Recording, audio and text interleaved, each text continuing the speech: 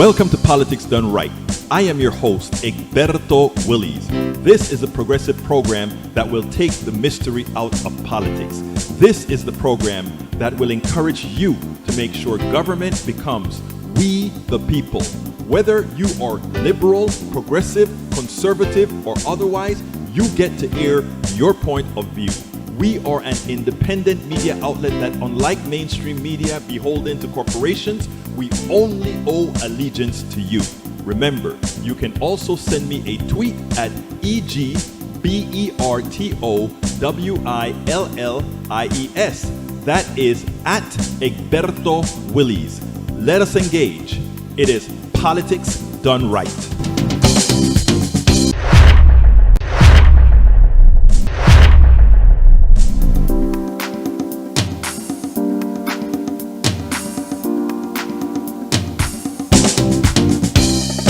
Welcome to Politics Done Right.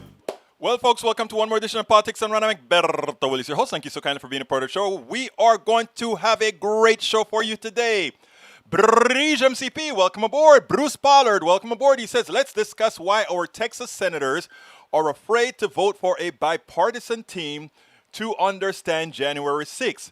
Bruce, do you really need the answer to that? We know what the answer is because many are complicit, including El Señor Cruz. Jessica Taylor, welcome aboard. Michael Rudnin, welcome aboard. Heck, no Republican wants to discuss January 6th. No, they don't.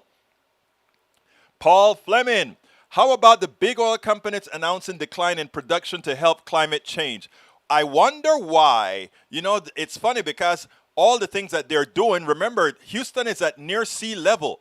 All those refineries in Houston, Louisiana, Beaumont, and all these places will be underwater, So I wonder why they have to think about that. Linda Jo Kessinger, welcome aboard. Let's see who else is here as I scroll up the list. Paul Fleming, welcome aboard. ATL checking in on time. All right, let's get busy with Michael Rudnin. You know, Michael Rudnin comes with the narrative every time, and I love it. Biden to push $6 trillion U.S. budget for next fiscal year. If we are to forestall global warming, nothing short of a World War II level effort will suffice. It looks like President Joe Biden is listening. Biden is set to release his first full budget since taking office in January as he seeks to push his priorities investing in infrastructure, child care, and other public works in national rebuilding effort. Biden's proposal would put the nation on track for its highest sustained level of spending since World War II. Número dos, Biden warned not to abandon key climate plans to appease science-denying Republicans. If Democrats decide their climate priorities can be put off for later, don't be surprised if young people put off voting for them again. Exactly. We have got that 81 million people that voted. Those aren't our regular voters.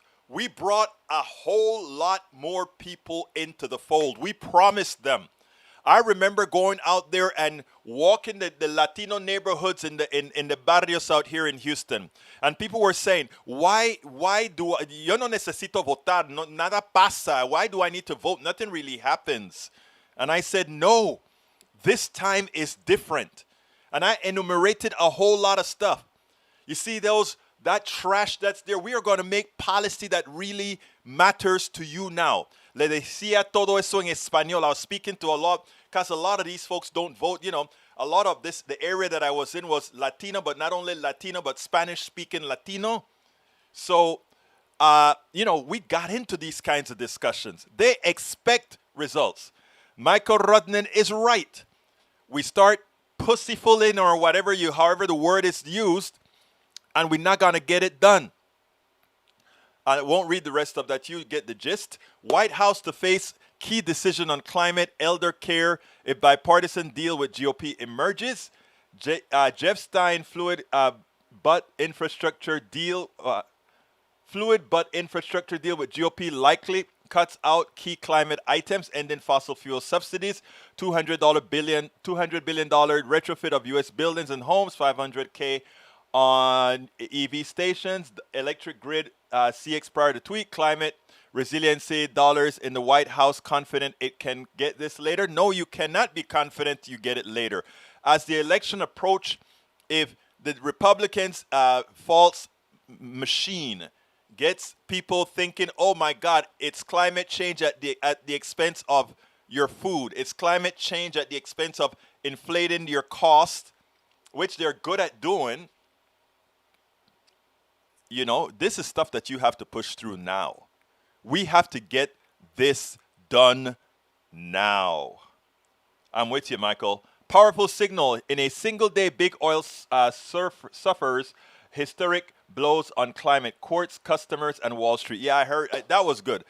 We got some board members that, you know, got onto the boards of some oil companies. We also got the court in, I think it's in Holland, that says by I think it's 2030, they have to have X amount of reduced carbon. So it's getting serious, and it's a good thing.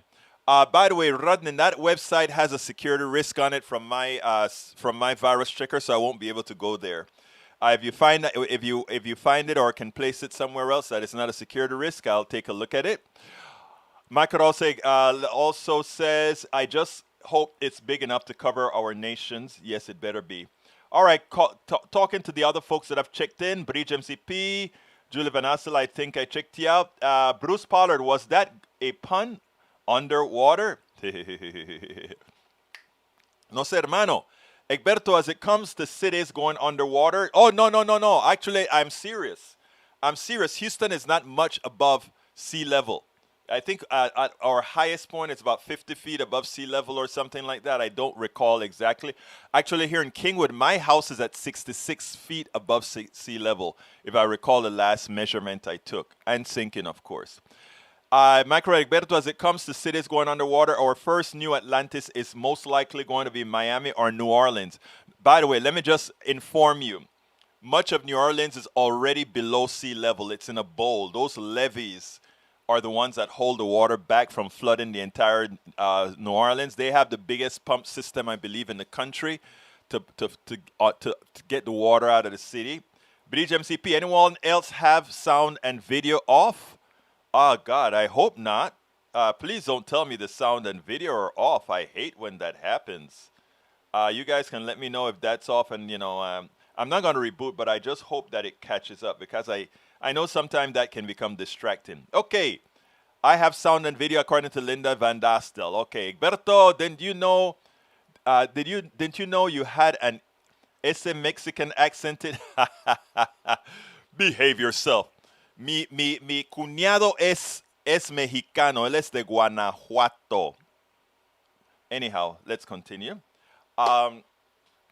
Let's see what else I got. Jessica Taylor says, MCP, no problem here. Michael Rudnin, I'll repost that from a different hosting site. Let's see if I can get to that. Oh, that one that you have is not good.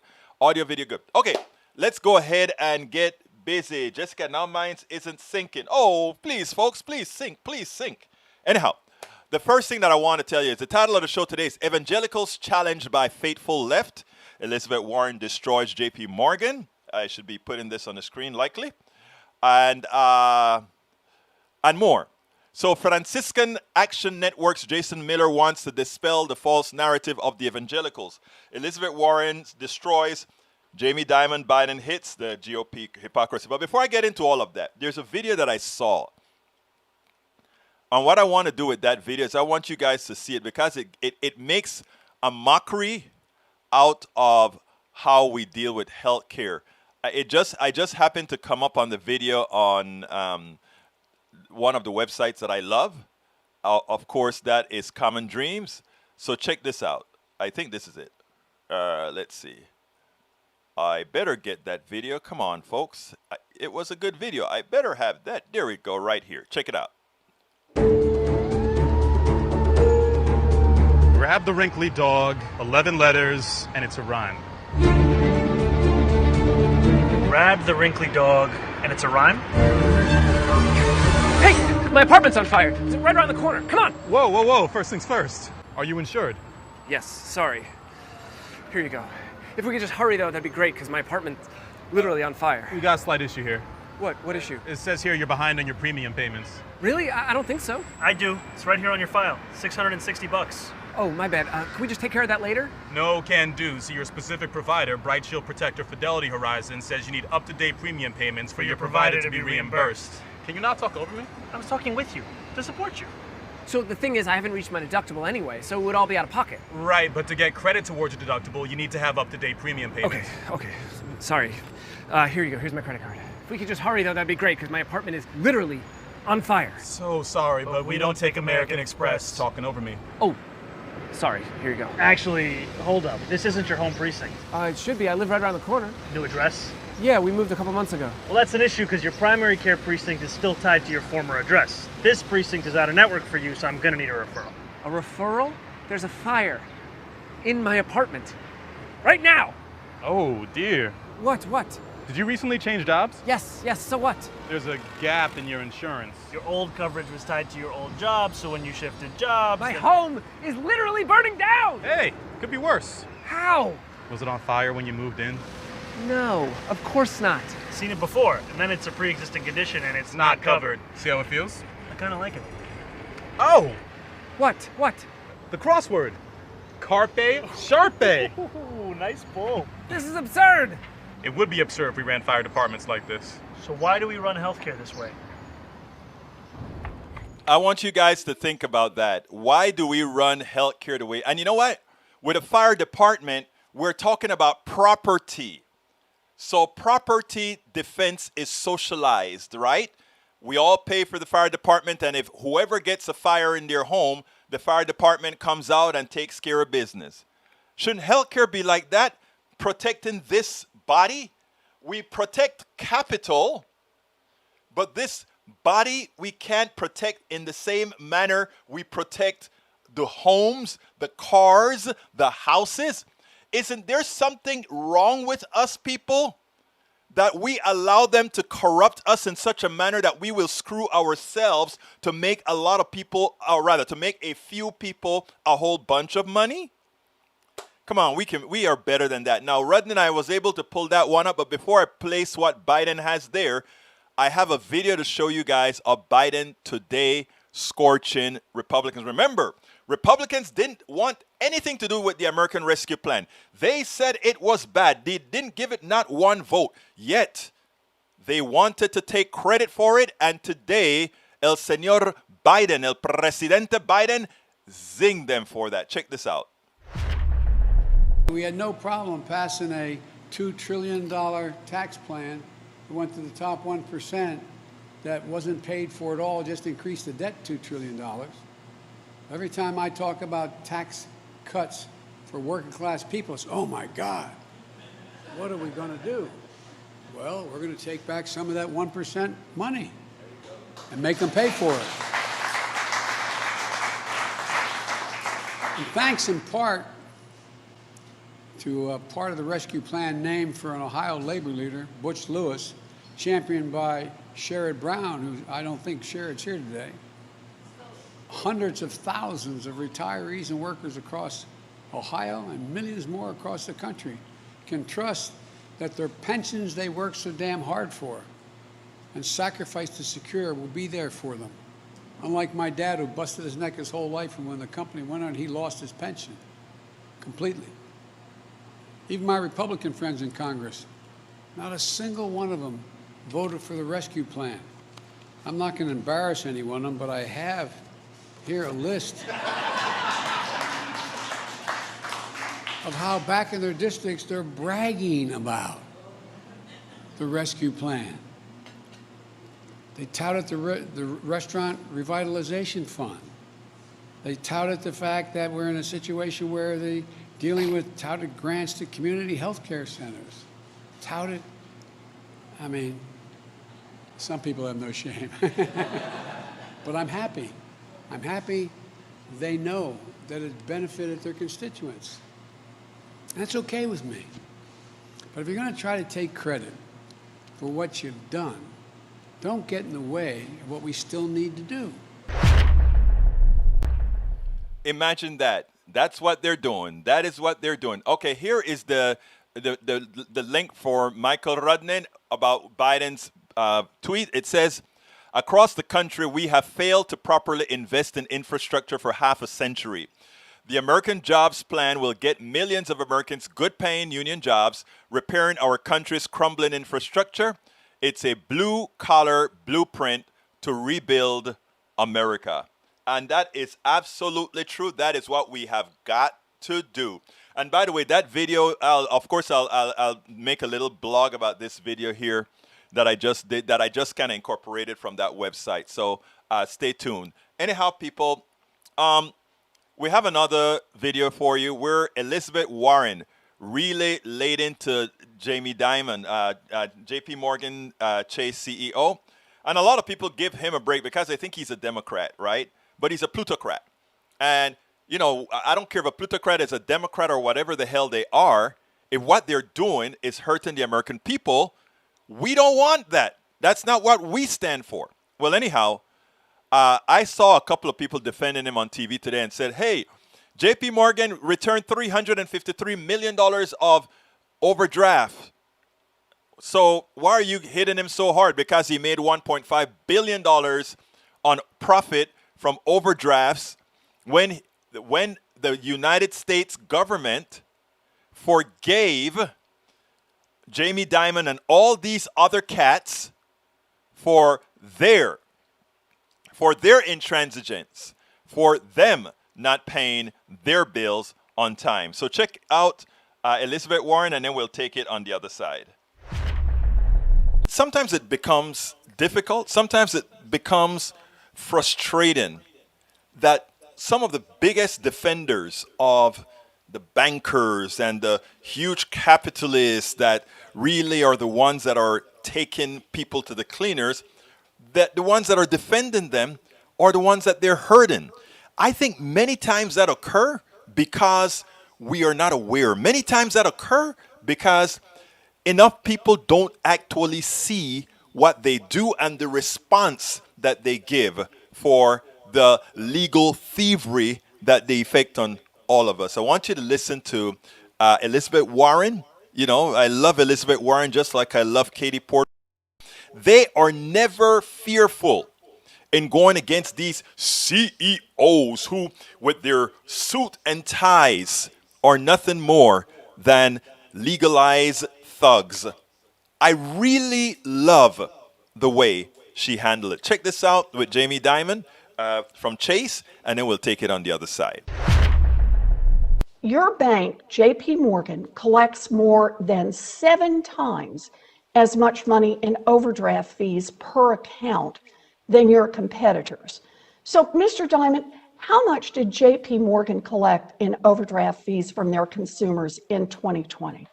Well, I think your numbers are totally inaccurate, but we'll have to sit down privately and go through that. These are public numbers. And I also want to point out we did not overdraft. Can you just answer my question? We How did much not did overdraft JP the Morgan Fed. collect? We did not overdraft at the Fed account. And at any request, So you never, said they needed, I'm sorry, they needed Mr. COVID Dimon, relief. that was, They got Mr. $120 Dimon, that was million not the COVID question. relief on request. Did you had an automatic protection. So I'm asking, you were recommended, the regulators recommended you offer that same kind of protection to your customers. And we How did. much, in fact, did And JP we Morgan did. collect in overdraft fees from their customers in 2020? Do you know the number? I don't know the number in front of me, but Well, I actually have the number in front of me. Upon It's request, we waived the fees. $1.463 billion. That's nearly $1.5 billion that you collected from your customers. Now, do you know how much JP Morgan's profit would have been in 2020 if you had followed the recommendation of the regulators and waived overdraft fees to help struggling consumers? In other words, without that overdraft money, would your bank have been in financial trouble? We waived the fees for customers upon request if they were under stress because of COVID. You know, I appreciate that you want to duck this question. Do you know how much your profits would have been if you'd actually waived as the regulators recommended? We waived the fees every time The a answer customer is asked us your to profits for COVID. would have been $27.6 billion. I did the math for you. So here's the thing. You and your colleagues come in today to talk about how you stepped up and took care of customers during the pandemic, and it's a bunch of baloney. In fact, it's about $4 billion worth of baloney, but you could fix that right now. Mr. Dimon, will you commit right now to refund the $1.5 billion you took from consumers during the pandemic? No, Right now. no. No, that's right. Over the past year, you could have passed on the breaks that you got from the Fed to your customers, but you didn't do it. Everybody else here, those other three bankers, will any of you agree to refund the overdraft fees that you collected? I didn't think so. So no matter how you try to spin it, this past year has shown that corporate profits are more important to your bank than offering just a little help to struggling families, even when we are in the middle of a worldwide crisis. Thank you, Mr. Chairman. This proves, I mean, she gave him an opportunity. Out of the $27 billion, over $27 billion that they've made in profit, she said, would you give those American people back? Those overdraft fees, people that have had a hard time, would you give them their money back? He didn't give an answer that says, well, if they come to us and show that it was because of hardship, we'll give them back, or we will try to do the best we can. He knows, or he believes, there's no penalty to pay. So when she says, will you give back those overcharges, those overdraft charges? Dimon just said, no. And then she asks the others, will you do it? Silence. Folks, you've reached a point that those who are pilfering you really don't care. It is really, really time that we take back what is ours. We absolutely so, and Rudnan brought another good graphic that says it all. Let me put it on the screen because I really like this one, Rudnan. I think you hit the nail on the head here. It says, banks collected over $30 billion in overdraft fees last year. Another way of saying that, banks took $30 billion from people that had no money. I want you guys to think about that. That meme is prescient. In other words, the people who overdraft are not just a bunch of irresponsible people. These are people that are struggling. This is an economic downturn. People are dying. People are hurting. And the bankers, when they, at the end of every night, bankers have to make their books whole. So they have to borrow money from the feds, or they have to go interbanking and borrow. Now, interbanking it's called a repo market. It had gotten very tough. The interest rates had gone through the roof because the banking system was not very clean, if you know what I mean, and people were concerned. To solve that, that's one issue. The bankers came in and they said, the feds came in and said, we are going to make you whole. We are going to give you low interest rates. And by the way, we're not going to charge you for overdrafts. Please extend that during this period to your customers as well. The banker said, to hell with our customers. Now, if the customers come and beg us and say, oh, I've been having a very, very hard time, then they'll give you back some money. But most customers just pay the overdraft fee because that's the contract they signed. But why not have a heart? Remember, I always try to make us remember that capitalism has no soul. Capitalism has nothing. The market has no soul. There's no market. The market is a composite of those who want to rip you off. A real market, a free, real enterprise type market is different because it's made up of us all. That is why for things that are major, healthcare, energy, and these particular items should be controlled by we, the people. They like to call that socialism. That's called democratic socialism, democratic. And I'm not going to use the word because I don't want to confuse people right now. But in effect, we get the things that we need from us. And then you want to buy a car, you want to buy a phone, you want to buy all those other things can be in the free enterprised market. The free enterprised market. Folks, before I go to our interview today, I'd like to ask you guys, those of you that are just joining us or that are been with us, please go ahead and share these programs right now on your wall, on your Twitter, on your YouTube. Go ahead and tweet it, Twitch it, do everything so that others can get our word. If more people understood what was really going on and understand that they are not victims. We are made to believe we are victims. Remember that. Remember that. We are taught that we are a victim of this system. We have to abide by the current rules of this system. That's the biggest fallacy out there. If we elect the people who have the values of humanity, they will make sure that we think human first, business second, because the business is there to ensure humanity remains humane. Anyhow, if you could, please support our program. If you're on YouTube, please click that join button. Become a member. If you become a member, I'll throw you up on it right during the show. If you do it live during the show, I'll throw you up on the screen to let folks see, yes, we have somebody else that has just joined the PDR Posse. The PDR Posse ran by Bridge MCP. You can also get one of our mugs, and that all these things that you get help support us. Our mug, the mug is also designed by Bridge MCP, and on the screen right now you're seeing a whole lot of our posse who have purchased the cup, and they're drinking out of the cup and showing that they have the cup, like to have more. If you also want to get things like our t-shirts, our hoodies, or masks, our books, all the books that we have, all of that, right? You can get that several places. You can first go to our store if you'd like to. You can get our store at politicsandright.com/store, politicsandright.com/store. You can also go ahead and get all of our books, and I'm going to put some of the books on the screen right now. You can get all our books at politicsandright.com/books, politicsandright.com/books. What are the books? It's Worth It. How to Talk to Your Right-Wing Relatives, Friends, and Neighbors. Get all three because they all work together. How to Make America Utopia. Take away the economy from those who rigged it. And the first one that I wrote was, As I See It, Class Warfare, the Only Resort to Right-Wing Doom. The reason I wrote the first one is for us to understand our economy and how the different presidents and parties actually messed with our economic system and how they either improved it, or whatever.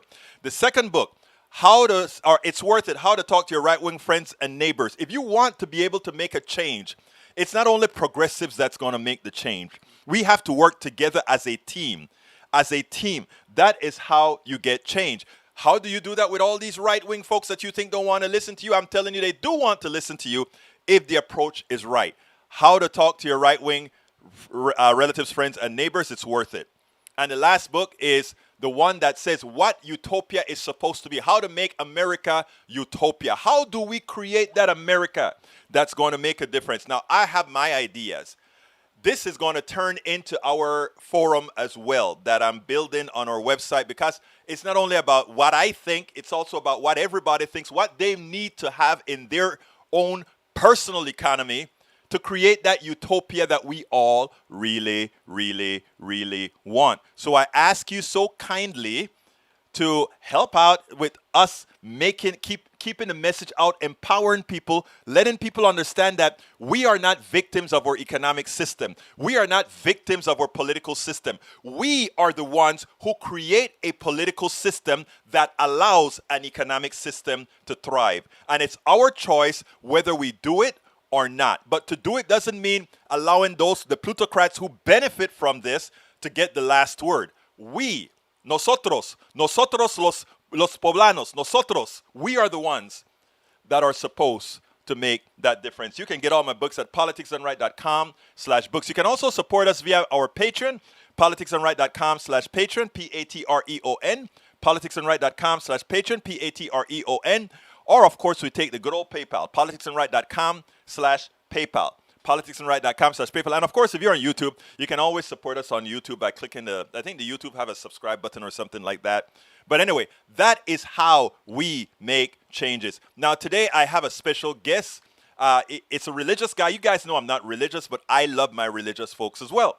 And I always have Caroline on talking about issues with regards to religion, etc. This guy, I think you're going to like him. Let's go ahead and play Jason Miller and talk about how he is going to reclaim the narrative from the evangelicals. Let's get busy. Welcome to one more edition of Politics Around. I'm Egberto Wills, your host. Thank you so kindly for being with us, folks. Today we have a special guest. We have Jason Miller, who is a faith-based advocate and organizer originally from Toledo, Ohio, and serves as the co-chair of the Faithful Democracy WIC Working Group. After earning his BA in History and Religious Studies, Jason entered a year of service with the Jesuit Volunteer Corps in Nashville, Tennessee, working at Catholic Charities Refugee Services. He then relocated to Washington, D.C. area to complete a master's degree in conflict analysis, good stuff, and resolution in George Mason University. Jason has since devoted himself to faith-based communications and advocacy work on behalf of economic justice and climate justice issues, and currently works as the Director of Campaigns and Development at the Franciscan Action Network. Jason, welcome to Politics and Right. How are you doing today? Thank you so much for having me. I'm great. That was, you gave the full bio there. I need to take you, that was the next time on an elevator. Can I take you with me? Or yes, you can, but you know what? Let me tell you what I love. Yeah. Especially in these times. People that are just doing good work, because that is what we need.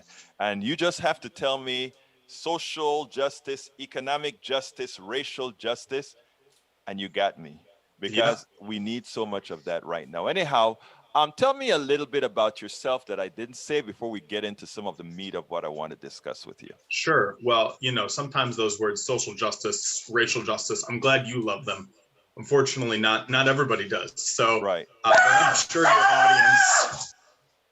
I love your little dog. I mean, yeah, that, you know, that brings a we're reality dog to it. So it makes it real, right? As yes. I was trying to take a real important point there, and I don't even know what it was, but I'm glad that you're into social and racial justice, because you know sometimes those are words that are such loaded terms these days, which is really unfortunate. Because yeah, I'm doing good work, but you know I learned in JVC that in Jesuit Volunteer Corps that you know everybody's doing work and everybody's just trying to do what they can, and you know that's really what it's all about. And I've been fortunate and blessed to come to DC and work in faith-based advocacy, but that you know doesn't make me any better or worse than anybody else. But I'm thankful that I'm doing it, and I'm glad to be here.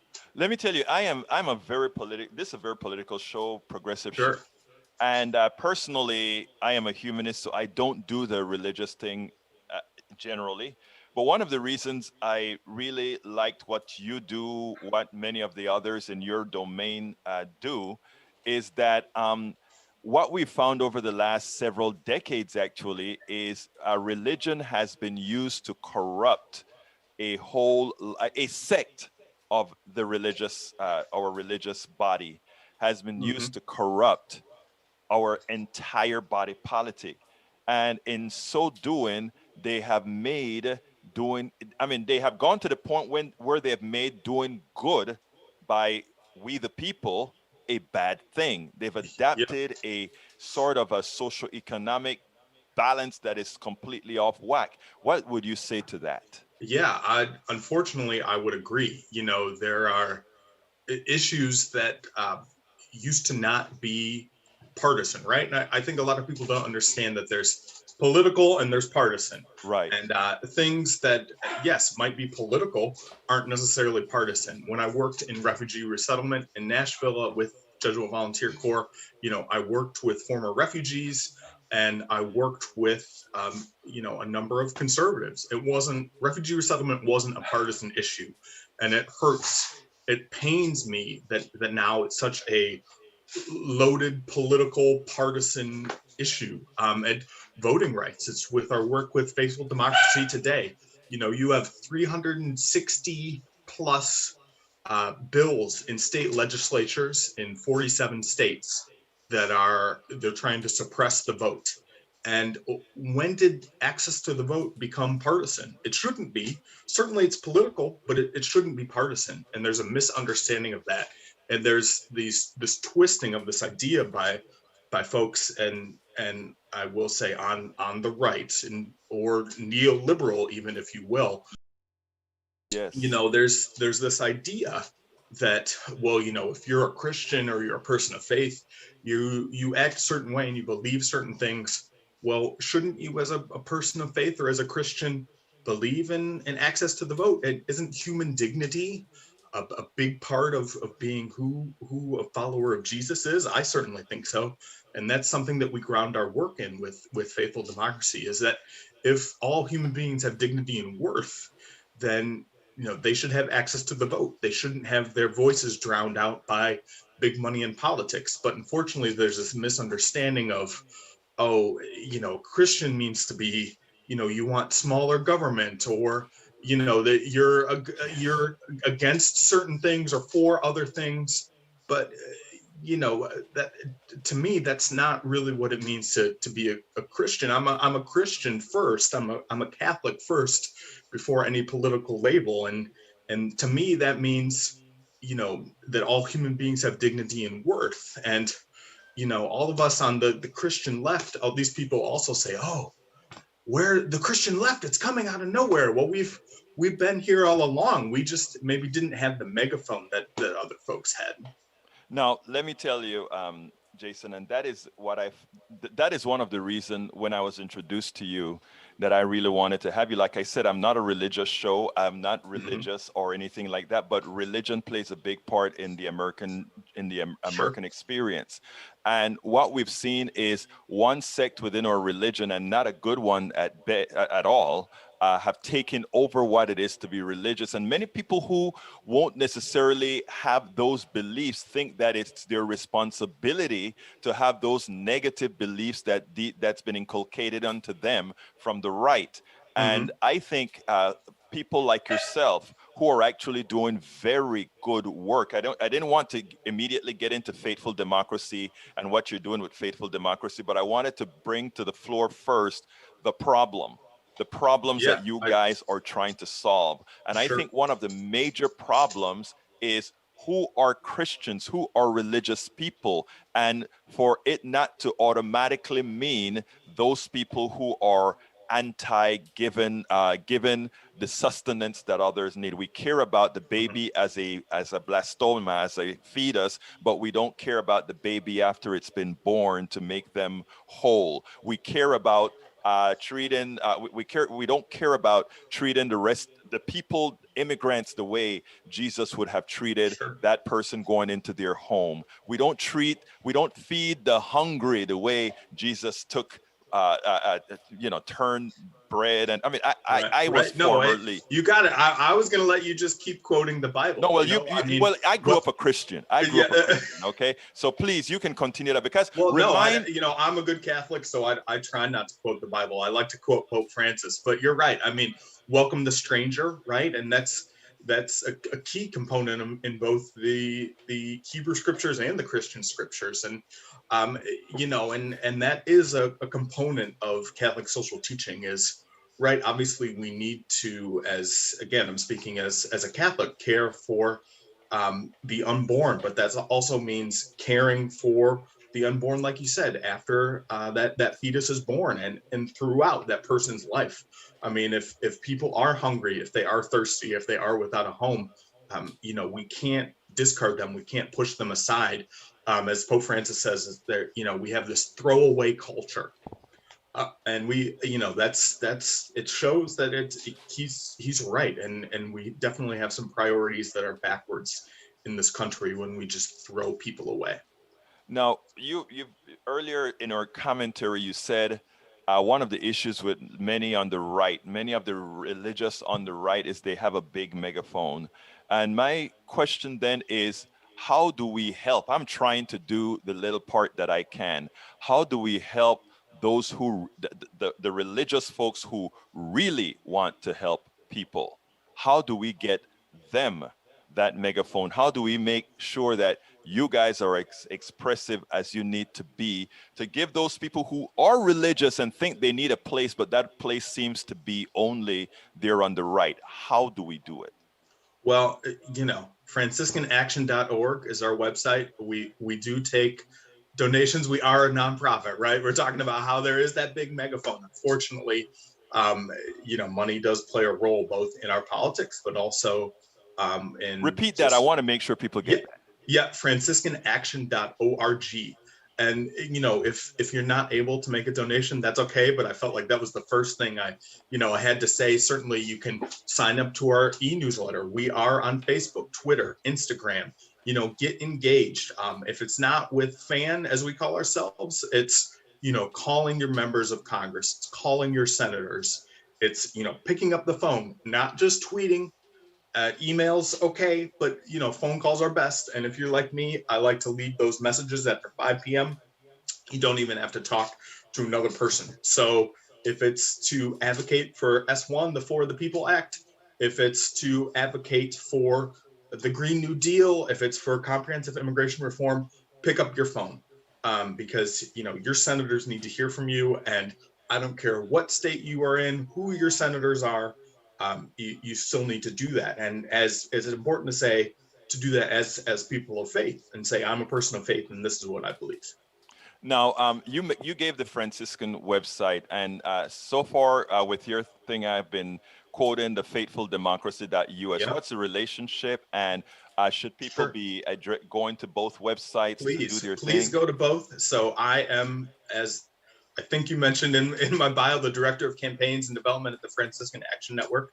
And I also help to co-facilitate and co-lead the Faithful Democracy Coalition. Tell us a little bit about Faithful Democracy. Yeah, and so what Faithful Democracy is, it's a coalition of faith-based organizations and advocacy groups and even denominations that work on good governance and democracy issues.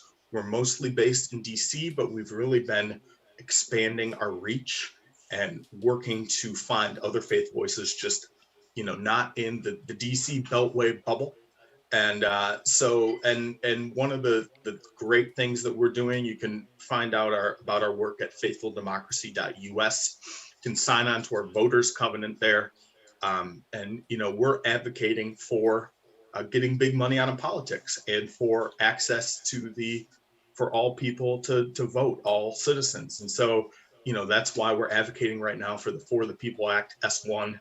And we just put an organizer on the ground in West Virginia. And that's going to be important now that we're really expanding our work, organizing on the ground, just not only doing, sort of inside the Beltway advocacy. I got a rant from one of our listeners that I am going to post sometime soon. And he spoke about progressives in general. He was talking about Democrats, but I think it covers progressives as well, have just about ceded the rural vote, ceded places like West Virginia, Appalachia, which really you should have a huge audience based on the needs and what's going on in those areas. How is Faithful Democracy or even the Franciscan Network thinking about addressing that and not necessarily concentrating in the big areas of population expanse? Yeah, that's a really great question. I think oftentimes, on the East Coast here, there is sort of that divide of that DC sort of, they want to write off West Virginia. They want to write off Toledo. They want to write off Kansas. I have a good friend of mine, a former colleague who's from Wichita, and he's saying, don't forget about us. If we organize around issues, if we, if we truly do the work, we can win folks over. I mean, I always point to my fiance is from St. Louis. If you look at Missouri, right, they always vote for a candidate with a certain letter after their name, but they also vote for things like healthcare and for supporting unions. And if you vote, if there are issue areas, if there's ballot initiatives around issues, they always vote for the more progressive issue, but they're voting for the more conservative candidate. So clearly there's a disconnect there, and it's about messaging, and it's not forgetting about and leaving behind those folks in St. Louis, in Wichita, and in Toledo, in West Virginia. I think that is so important, and I think that is a lesson not learned by either the Democratic Party and many of the progressive groups that are stationed in many of our cities, as far as not trying to create a base in these areas. Because when we do polling on issues, and you're absolutely correct, specifically when we do polling on issues like Medicare for all or the contents of the Green New Deal and many other aspects of what we would normally call the progressive agenda, what you find is that they're not just majorities, but in most of these issues, there are super majority support from the rank and file of not Exactly. party, but of people. And Exactly. it needs, I think, from all aspects, and I think that is where somebody like yourself is so important, because you represent a demographic that can go into a West Virginia with a different thought process, a different methodology to actually, build a base.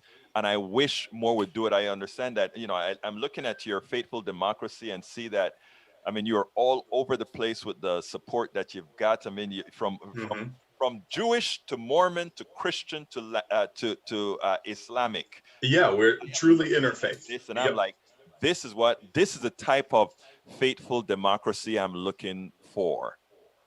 Yeah, exactly. And you're right, not just on things like the Green New Deal and Medicare for all, but if you look specifically at polling in West Virginia, people overwhelmingly support getting big money out of politics. They support increasing voter access. They support the For the People Act. So why aren't, and Senator Manchin, he co-sponsored in the last Congress, but why aren't Senator Manchin and Senator Capito, why aren't they supporting the For the People Act? That's a good question, because I know that they are about listening to their constituents and listening to people in the Mountaineer State. Well, look at the polling. So it's in some ways it's about messaging, right? I'm sure you know that, and Yes. it's that megaphone of money on the other side, if you will, but it's also how those messages are used and how they're often used against issues that people actually do support. Well, let me tell you, Jason, we are surely going to do our part to get your message out and those who you Thank you. represent to get that message out. And we hope that you'll be on many other platforms so we can get this kind of message out, because it's important that we do. Now, I always ask this question at the end, and that is, please tell me what you want to tell our audience that I simply didn't ask you about. Oh, there's so much. I already gave the plug, right, for the Franciscan Action Network website, franciscanaction.org, and Faithful Democracy, faithfuldemocracy.us. I already said, please call your senators. And we have resources on our website if you're like, I've never done that. How do I do that? Pick up the phone after 5 p.m. and call that switchboard or Google your senator's numbers. Tell them that you care about these issues, right? That you care about the For the People Act, that you care about the John Lewis Voting Rights Act, that you care about DC statehood. I don't want to forget that issue as well, is that it often gets lost in the shuffle. You have a city that's 45% African American and over 700,000 people. That's more than Vermont, that's more than Wyoming, and they are disenfranchised. And it's again, that shouldn't be a partisan political issue. That shouldn't be a partisan, oh, well, they're all going to vote a certain way. Well, but shouldn't they just be allowed to vote and have representation? We're taxed here in DC. So why don't we have an equal voice and an equal say? And let me just say too that for all those folks on the left, for Dems, Puerto Rican statehood's a completely separate thing, and that's a whole other podcast. But certainly for DC, don't forget about us. And again, we advocate for that with Faithful Democracy, and we advocate for so many issues in the spirits of Francis and Claire with Franciscan Action Network, immigration reform, climate change, gun violence prevention. We just had another mass shooting in San Jose yesterday. What is it? I guess it's just a sad reality that we have to live with now. The pandemic is ending. People are going to be outside more. Does that mean we're going to have more mass shootings? I mean, it just shouldn't be that way. And we're so gridlocked here on Capitol Hill in DC. And that's why we need people to pick up their phones and call their senators, especially people of faith, and say, hey, I want these bills passed. I want comprehensive immigration reform. I want comprehensive gun violence prevention legislation. I want the For the People Act. I want the Green New Deal. I think that is so important. Just before we leave here, the gun issue again, it's bewildering because most Americans want some sort of good, effective gun control. No other country suffers multiple mass shootings several times a month. If Hmm. people can't understand that if there's a preponderance of guns out there, that people will use it. Yesterday I wrote a quick little post where I said, because here in Texas, we're now allowing anybody to just go out and buy a gun if you're over 18 or over Right. 21. I don't But remember but quite. then you're also passing voting restrictions at the same time. Exactly. And what that means is, if everybody has a gun and somebody's on the freeway, a good person can have a bad moment. Yep. And a good person with a bad moment with a gun can turn that person into a murderer. Yeah, a deadly moment. Yeah, that's for sure. I don't believe in that whole good person with a gun thing. I mean, both of my parents are the retired public school teachers, and my dad decades ago, I think I can say this in public. He was an NRA member, before it got super political. He grew up in the country, grew up hunting and shooting guns, and that's decades ago the NRA wasn't political. And I asked him one time, once that started to come up, would you have a gun in the classroom, knowing that he would be comfortable with guns and and he said no. He said I would never. He couldn't ever bring himself. If I would trust anyone with a gun, it would be him. But he said he would never be able, even if there was a mass shooter at his school, to bring himself to actually shoot another student. He just couldn't bring himself to do that. And that was the narrative for a long time, right? Oh, just arm people, just get more guns out there. But we know that more guns, if you have a gun in a home, there's a higher incident rate of death and accidents. In that, So more guns are not the answer. We know that. And if we look again, public opinion polling, NRA members today, they want comprehensive gun violence prevention legislation. it is amazing. We have to start making the politician look like what the people are wanting and acting that way. Look, Jason. Yeah, and it's the money in politics. It's the money that the Absolutely. NRA has. They're writing checks to our senators. That's why we need to overturn Citizens United. We need a constitutional amendment to overturn it and make the playing field equal and even again, and make sure that our members of Congress actually listen to the people, not the big money. It's been my pleasure to have El Señor Jason Miller, Director of Campaigns and Development, Franciscan Action Network, and he also works with the Faithful Democracy. Look, thank you for all the work that you do. Thank you for what you're Thanks so trying much. to accomplish. It is so important. It's been my pleasure to have you on Politics Done Right. Thank you so much. It's been a pleasure to be on, and thank you for having me on and continuing to use your voice and to speak out. That's what we all need to do. Thank you. Well, folks, I hope you enjoyed that. I sure enjoyed speaking to Jason. Anyway, folks, we are coming close to the end of the show. We've got about 3 more minutes to go. Let me run through. Michael says shootings never stopped during the pandemic of 2020. Was the deadliest gun violence year in decades. Shooting deaths in 2020 outpaced the next highest recent, which was 2017, more 3,600. Wow, I didn't realize that. The rise, other alarming trends. Last year, the United States saw highest one-year increase in homicides since it began. That one, I believe, again, people are in close context. Ta-ta-ta-ta-ta-ta. Okay, Jason, thank you for your effort and for your work, says E2247. Linda Jo Kissinger says, thanks, Egberto and Jason. Good shows. Muchas gracias for the kudos. The single most effective way for fix the gun problem, gun licensing, requiring training for gun ownership, and anyone who fails the licensing requirement shouldn't be allowed to own one. Yo creo que eso es cierto. I think that is absolutely true. Egberto, thank you for hosting Jason and good and in a good way. Of course, look, I am not, I think we ought to be able to have differences in not only what we believe in, but in religion, etc., and still be able to get along. It's one country. And not only that, we are all seeking something, right? We're all seeking the truth. I think I have found the truth. Others think that they found the truth through other avenues. Let's go ahead and talk. Let's go ahead and enjoy each other's. Let's go ahead and learn from each other. That's how it's done, brothers and sisters. That's how it is done.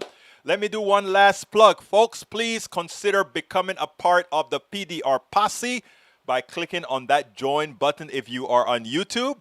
If you are not on YouTube, you can become a member of our posse by going to politicsdoneright.com/YouTube. politicsdoneright.com/YouTube. Peggy Lopez says, late arriving, son-in-law hospitalized in Omaha, Nebraska, 3 years since he entered clinical trial for cancer. This appears to be unanticipated outcome for manipulation of stem cells. I wish you the best, Peggy.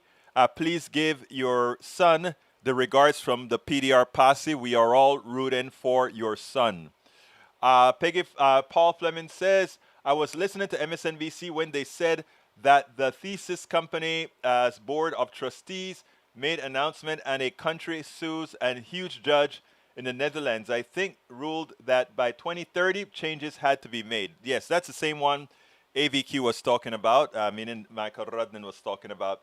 All right, another way, folks, please consider getting our books. You can go to politicsdoneright.com/books, politicsdoneright.com/books. That will take you to our Amazon area that has a list of all our books in different forms, whether it's ebook, paperback, or audiobook.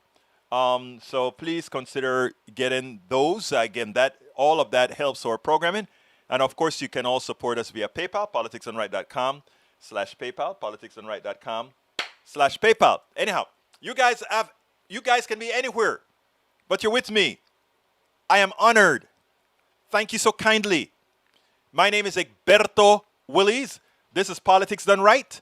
And you know how I end this baby. I am what? Out!